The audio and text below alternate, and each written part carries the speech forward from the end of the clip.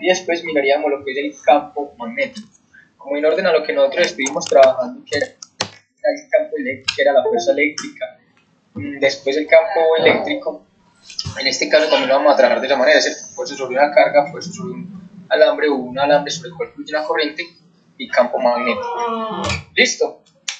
Entonces vamos por hoy hasta ese punto, hasta lo que sería el campo magnético, que es la ley de Biot-Savart. ¿Sí? Miraremos si podemos hacer un ejercicio similar a eso, a lo que tiene que ver con el campo magnético de una distribución de corriente. Bien, chicos, preguntas hasta acá. ¿Qué dudas hay? Preguntas, dudas, inquietudes. Ninguna. Muchachos. No, profe, yo creo que estamos bien. Listo. Entonces, básicamente nosotros ya vimos cómo era la fuerza sobre una... Recuerden que cuando nosotros empezamos a hablar de campo magnético, chicos, me disculpan un momento, por favor.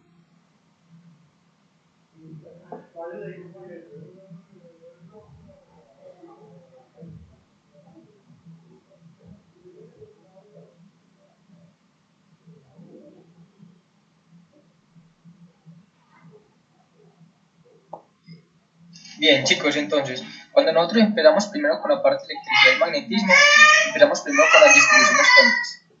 Ya que llegamos a la parte de magnetostática, ¿cierto? Empezamos con lo que eran las fuentes de campo magnético, que son las... Me disculpan un momentito.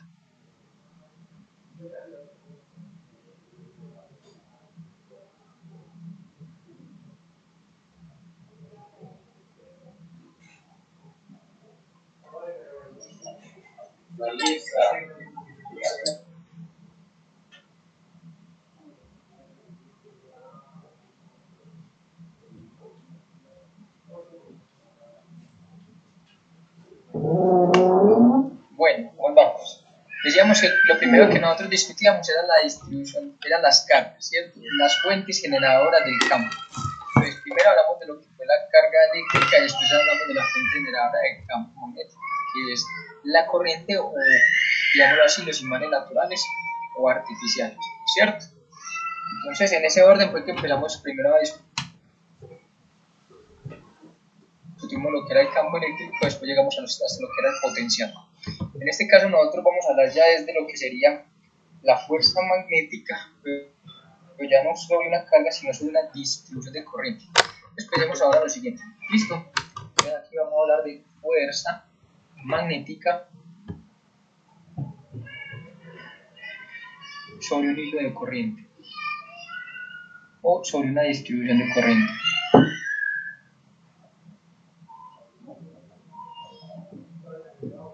¿Sí? Y después de este hablaríamos de lo que es el campo magnético o ley de Biot-Savart, que sería el análogo a lo que sería la ley de Coulomb. ¿Listo? Entonces pensemos en esto. Supongamos que nosotros tenemos por acá una distribución de campo magnético. O sea, digamos que esto es un imán, que este es el norte magnético, que este es el sur magnético y que de alguna manera por acá hay líneas de campo magnético, ¿cierto? Recordemos que las líneas de campo magnético salen del polo norte negativo, del polo norte magnético, y se van hacia el polo sur magnético. Ojo, aunque yo las esté dibujando así, no quiere decir, recuerden que ellas se cierran, o sea, ellas continúan y se cierran. Solo que voy a dibujar esta parte nomás para poder mostrar cómo sería la interacción sobre un hilo de corriente que se esté presentando en esa región del espacio. ¿Vamos bien hasta ahí? Chicos. Sí, sí, señor.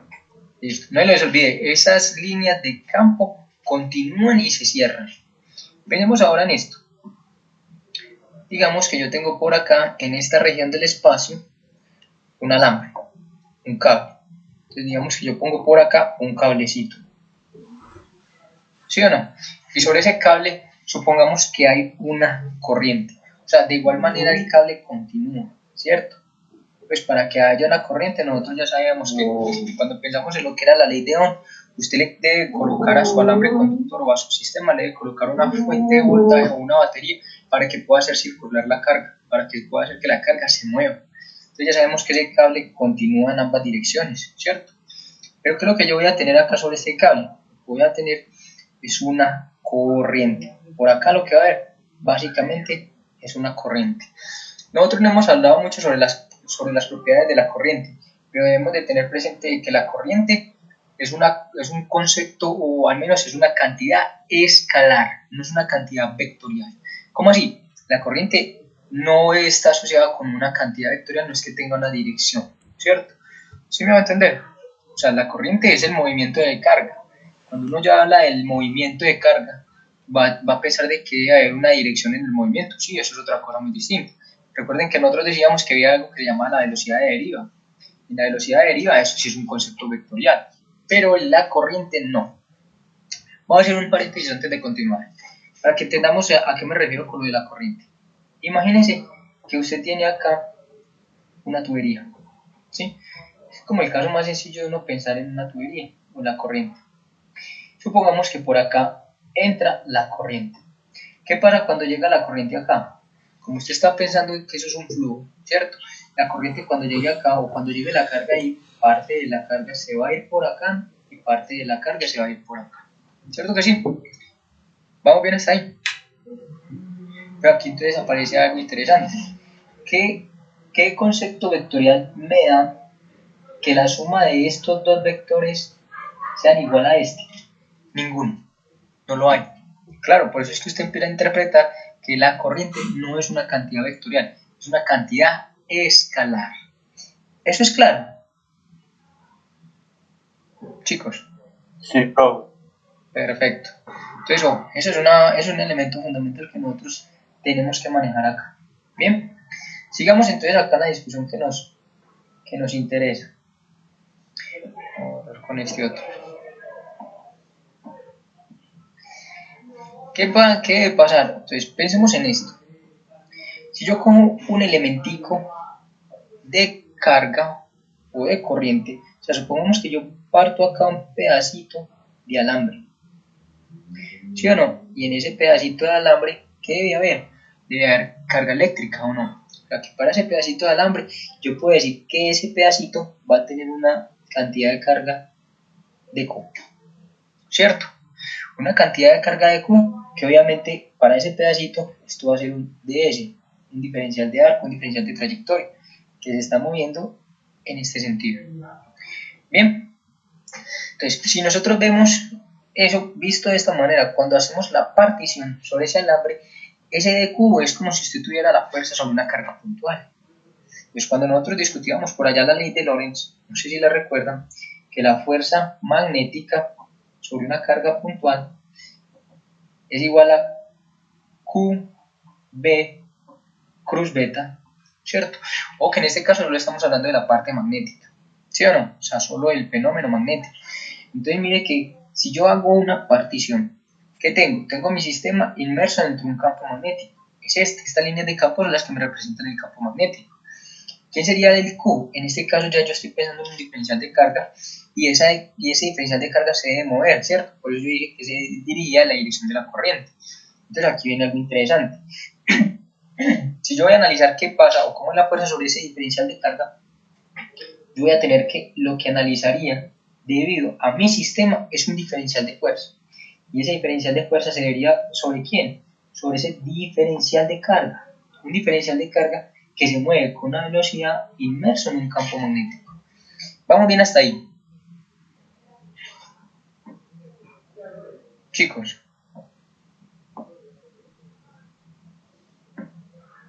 Muchachos.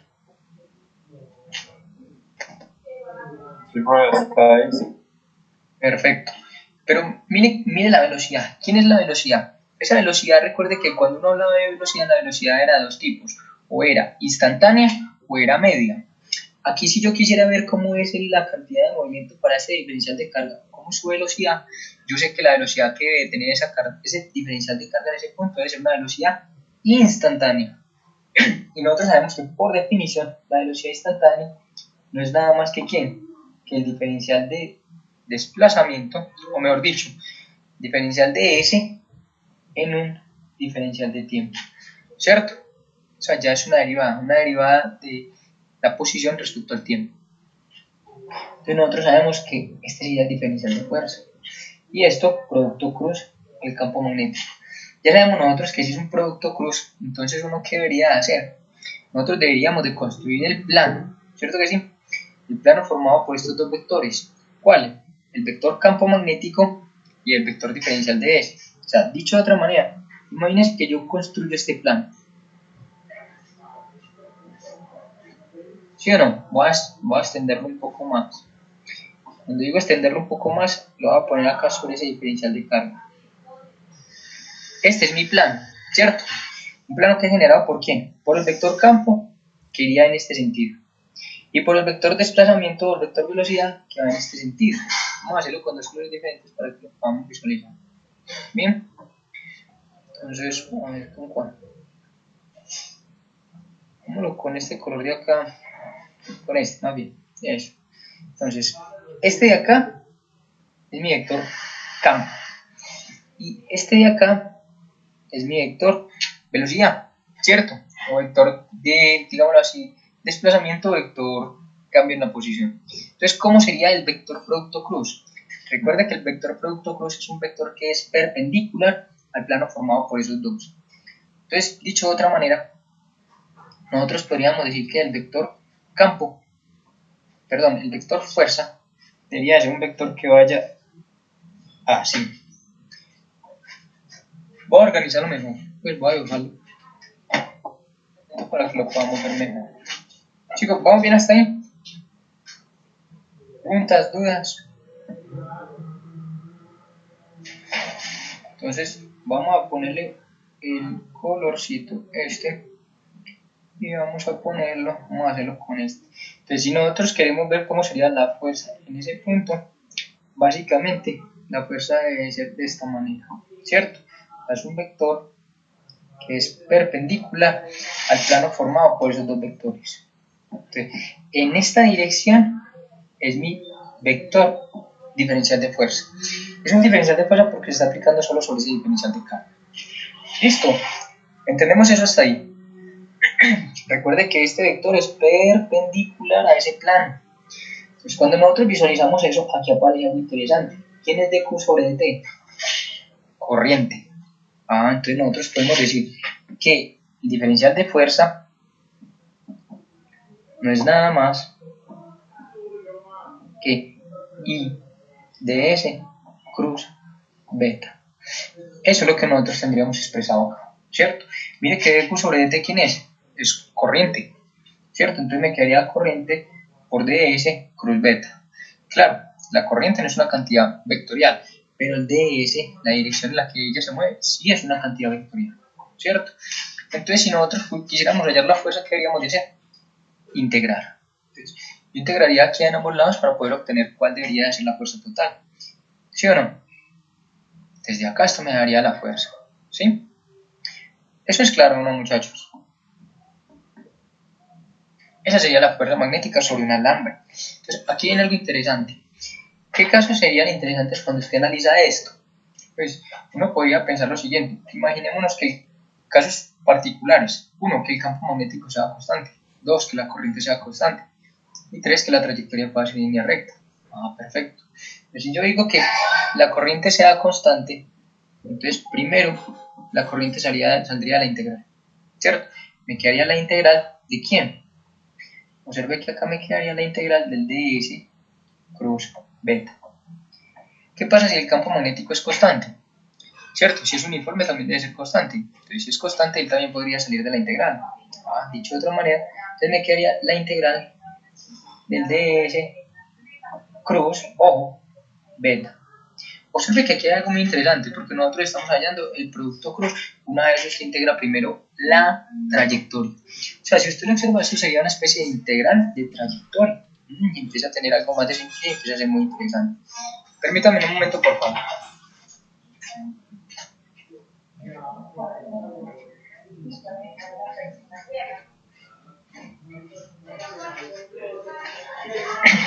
¿Vamos bien hasta ahí?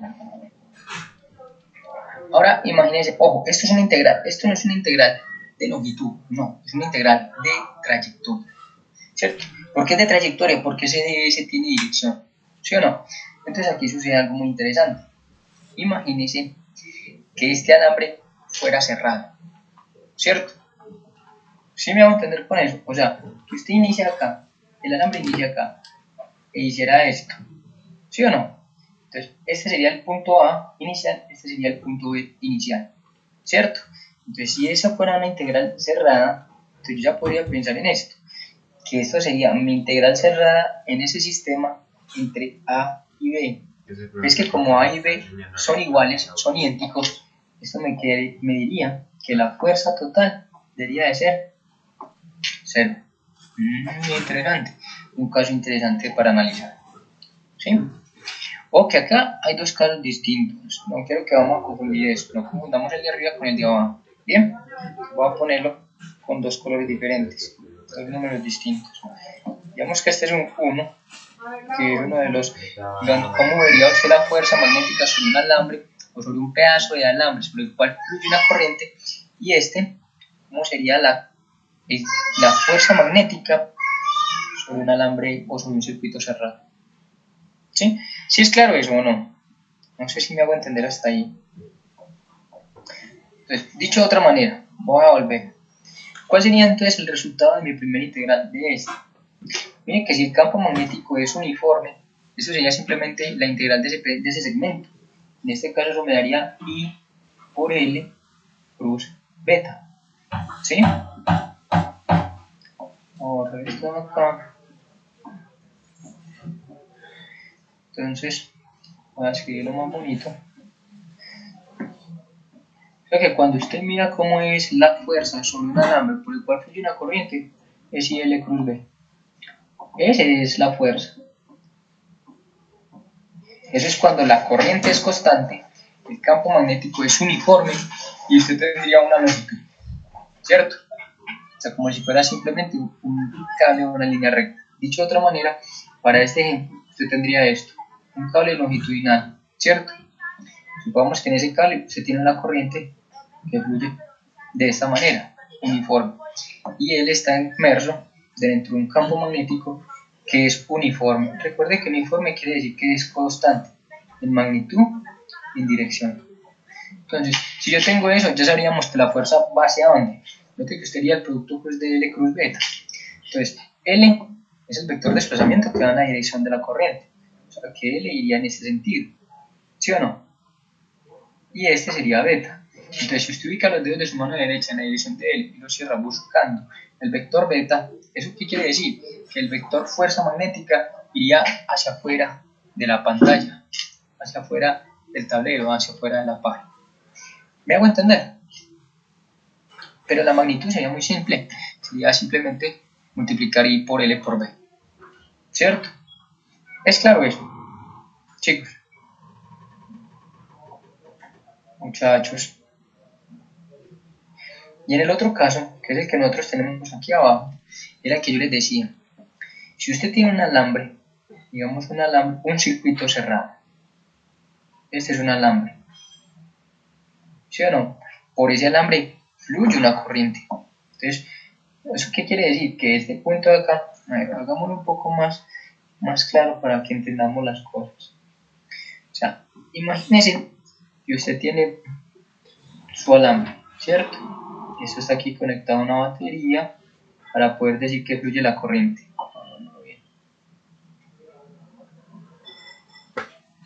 Entonces, aquí está mi batería. ¿Sí o no? O sea, usted tiene ahí su alambre. Entonces, al tener ahí su alambre, usted ya sabe que a través de él fluye una corriente. Y suponga que usted ese sistema lo tiene inmerso dentro de un campo magnético. ¿Cómo es la fuerza que se genera sobre ese alambre cerrado que conoce como una espiral? 0. Entonces la fuerza neta sobre esa espiral sería 0. Y eso es muy interesante. Ustedes dirán, profe, ¿por qué? Porque este es el principio de un motor, ¿sí?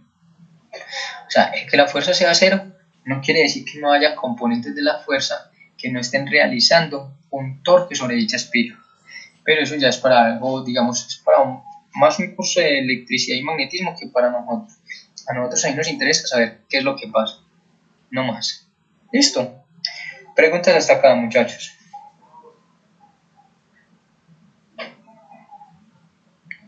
Chico, ninguna. Profe, usted me podría indicar, porfa, en la primera usted dijo que era la corriente constante y cuáles eran las otras dos variables más en la cual se podía aplicar. Este de acá, el primero. Sí, El profe. primero se asocia a este punto de acá, ¿cierto?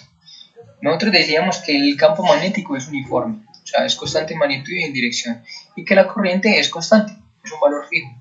Entonces, dicho de esa manera, la fuerza magnética sobre no es signo de esto, ¿sí? Y si tú lo miras, si el alambre es una línea recta, entonces básicamente nos quedaría que la magnitud es I por LB, ¿cierto?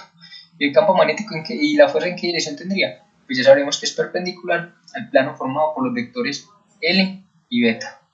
¿Sí o no? ¿Me hago entender? O sea, hacer estos ejercicios de esta manera es muy sencillo, porque en magnitud no es sino esto. ¿Sí? En dirección depende hacia dónde va según el marco de referencia que tú tienes y cómo son los vectores y pues cómo va el vector L, que es en la dirección en la que se mueve la carga, o sea, digámoslo así, en la dirección de la corriente, y el vector beta, que es básicamente el que me dice la dirección del campo. ¿Sí es claro eso? Sí, profe. Y entonces una pregunta, en caso tal de que se presentara algún tipo de interferencia, o mejor dicho, en qué casos uno sabría que no puede irse por ese camino. No, si uno no tuviera que el campo magnético fuera constante y que la corriente no fuera constante tampoco, la fuerza tiene que hacerse así, mediante la integral. ¿Sí? O sea, ya tendríamos que hacer el caso más genérico. Pero los dos casos de interés son este y este. ¿Qué caso de interés es? Aunque yo dije que acá el campo magnético fuera uniforme, no es necesario que sea uniforme. Lo que usted necesita es que la espira sea cerrada. Eso es lo importante. ¿Por qué lo puse así? Aunque lo hice de esta manera, pensando o diciéndoles que el campo fuera uniforme, era para que usted lo viera fácilmente, de que no era sino pensar en cómo era la integral cerrada de lo que sería la trayectoria. Pero es que si la partícula empieza desde este punto A, termina en este punto B, donde prácticamente son el mismo, es como si tú hicieras una suma vectorial, que va un vector hacia allá, otro vector hacia allá, otro vector hacia allá, otro vector hacia allá, otro vector hacia allá, otro vector hacia allá. ¿Cuánto vale el vector total de ese sistema? 0, ¿sí o no? Porque el vector resultante debe ser desde el inicio hasta el final del último, sería 0. Entonces, como es una trayectoria, ahí el desplazamiento total sería 0 y por ende la fuerza sería 0. ¿Sí? Ya comprendo, profe.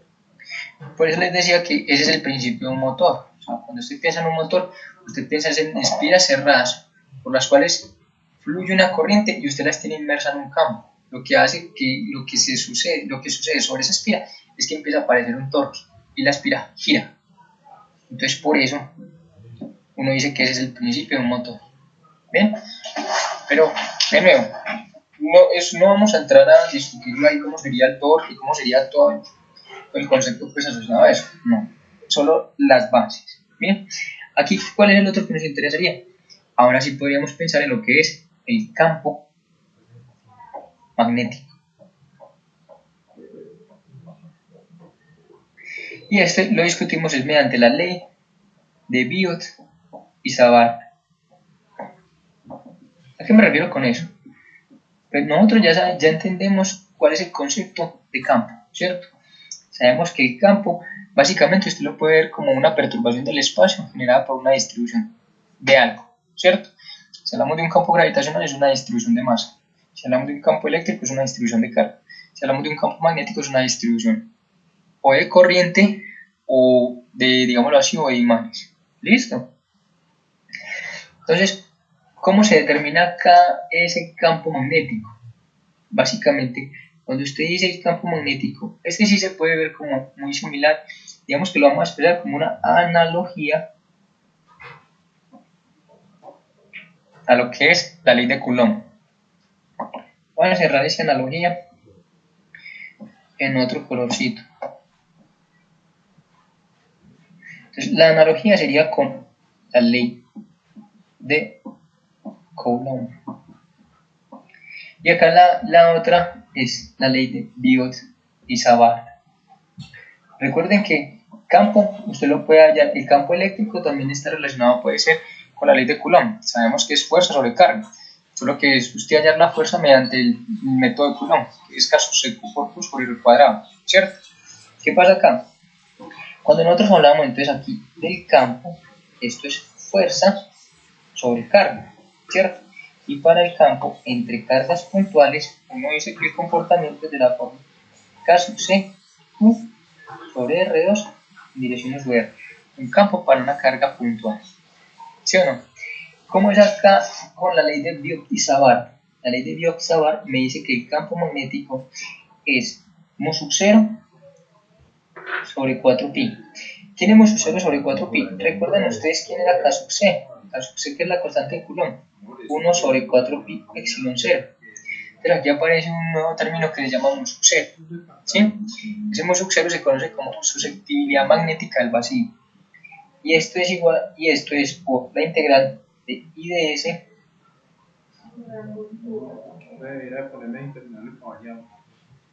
cruz mu sub R sobre R2. ¿Sí notan la diferencia? ¿O no? Recuerde que esta integral se hace en donde, esto se haría básicamente en el elemento por el cual fluye la corriente. O sea, por donde fluye la corriente.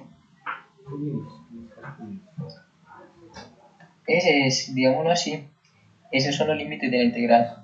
La región por donde fluye la corriente. Porque yo les decía que era una manera análoga. Observe esto y esto.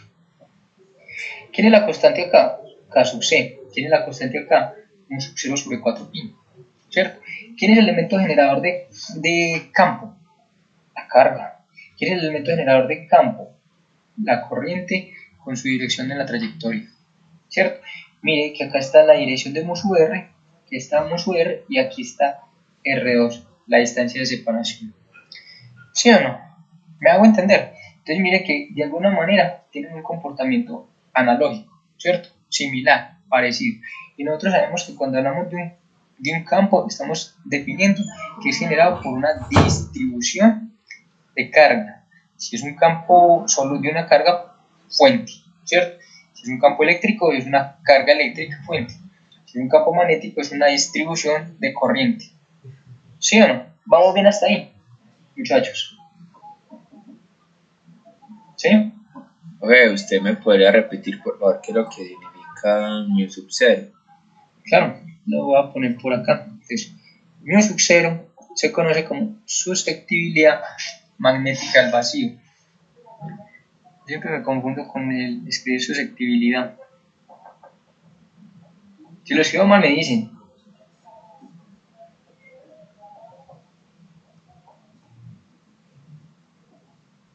¿Sí? Susceptibilidad magnética al vacío. ¿Listo? También tiene una constante. Lo podríamos buscar ahí en internet para poder saber cuánto es. Bien, voy a explicar entonces cómo se expresaría. Entonces, cuando nosotros tendríamos acá la distribución de carga, para hacer la analogía o seguir con la analogía del campo, si esto está cargado, digamos positivamente, ya sabemos nosotros que hay algo que llaman líneas de campo eléctrico. Aquí estamos hablando del campo eléctrico. ¿Sí o no? Y que las líneas de campo salen de la distribución de carga positiva. Bien, aquí qué pasaría con nuestro análogo en términos del campo magnético. En términos del campo magnético, ¿quién es el elemento fuente? La corriente. O sea que yo aquí tengo, es un alambre sobre el cual fluye una corriente. Aquí yo tengo mi corriente. ¿Sí o no?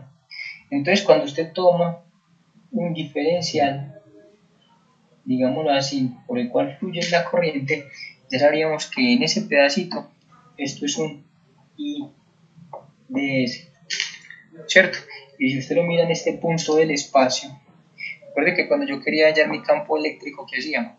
Uno quería hallar el campo eléctrico en un punto P cualquiera del espacio. Entonces, en este caso, este era mi punto P del espacio, y ahora no sabía que tenía que hacer el vector mu sub R, coger una partición. Entonces usted lo que hacía era tomaba su sistema, generaba particiones, tomaba un elementico de carga, un dq, miraba quién era el vector R que iba desde acá hasta acá, buscaba su vector mu R y hallaba el campo en ese punto, ¿sí o no? ¿Cierto? ¿Qué pasaba? Aquí sucede prácticamente lo mismo, ¿sí? Usted sacaría de su diferencial el punto de interés, este sería R, esta sería la distancia R, ¿cierto? Por ende en esa misma distancia estaría el vector mu R, ¿sí? Vamos a escribir acá el puntico, vamos a poner, digamos, este es mi punto P, este de acá. Ya sabemos que este es el vector R. El vector mu R iría en la dirección de R y es un vector unitario. Entonces este sería mu R. ¿Y cómo se hallaría el campo? Para usted poder hallar el campo, tendría que hallar el plano, tendría que construir primero el plano formado por el vector ds. Recuerde que ds es la dirección en la que se mueve la corriente, la carga eléctrica. Este que acabo de dibujar es mi vector ds. Entonces usted viene y hace su plan, ¿sí o no? Usted, digamos que, a ver cómo lo hago con este. Usted coge y hace su plan. Sobre ese plano debe ser perpendicular, el campo magnético es perpendicular al plano formado por estos vectores. En ese punto donde está P, ¿cómo sería? Entonces, usted mira otra vez, recuerde que hace el producto de ese con R, o sea, primero ubica los dedos sobre el primer vector, que sería ds, y lo cierra buscando el segundo. Entonces, perfecto. Entonces indicaría que si ubico mis dedos en la dirección de ds, que sería en esta dirección, y lo cierro buscando el segundo, que es este vector, eso quiere decir que me debe dar un vector que en este punto debe de ir en esta dirección. Vamos a hacerlo con este. En este puntico debe ir en esta dirección, ¿sí? Y en esa dirección es que va el vector diferencial de campo magnético. Recuerden, perpendicular al plano formado por los vectores. Chicos, ¿se entiende? Si logramos ver la analogía.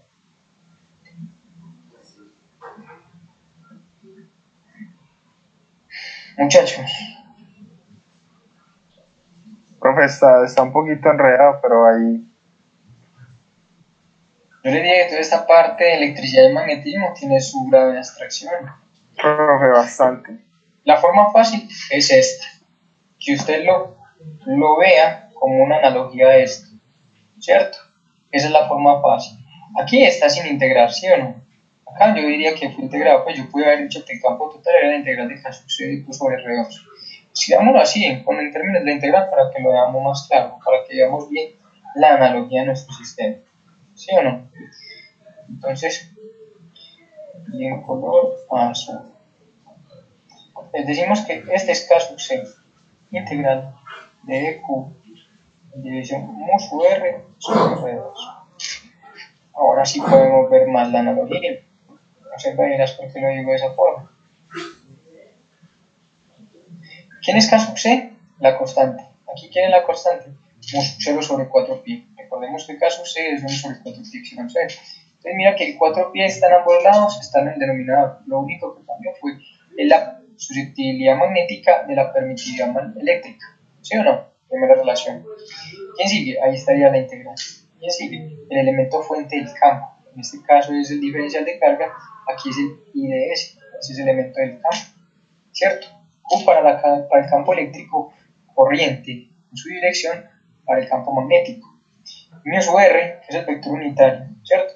Y R2, la distancia de separación entre los dos. ¿Qué otra diferencia hay acá? Que el campo siempre va en la dirección de mu sub R, es paralelo a él, ¿sí o no? Si la carga es positiva va en la dirección hacia afuera y si es negativa va hacia adentro. Lo que pasa aquí es que el campo depende del producto que entre estos dos, entre la dirección en la que se está moviendo la corriente y el punto de análisis. Entonces es la única diferencia, digámoslo así, abismal o importante entre ellos. De resto, mira que el comportamiento o la forma en la que se escribe es similar. ¿Sí? Chicos, y eso sería toda la parte teórica para el día de hoy. ¿Preguntas? Y ustedes me dicen, profe, de alguna forma, chicos, ya nos queda menos de un minuto. Entonces, dejamos por ahí hasta ahí. Listo, profe. Listo, profe, feliz noche. Recuerden, esta es la parte, la próxima discutimos un poquito más, ¿sí o no? Y hablamos del método fácil, como el de Gauss, acá también hay un método fácil. ¿Listo? Listo, profe. Bueno, muchachos, me alegra saludarlos. Igualmente, profe, que esté muy bien. Hasta luego. Cuídense Hasta bastante. luego, que esté bien. Éxitos. Hasta luego, profe. Hasta luego. Feliz noche.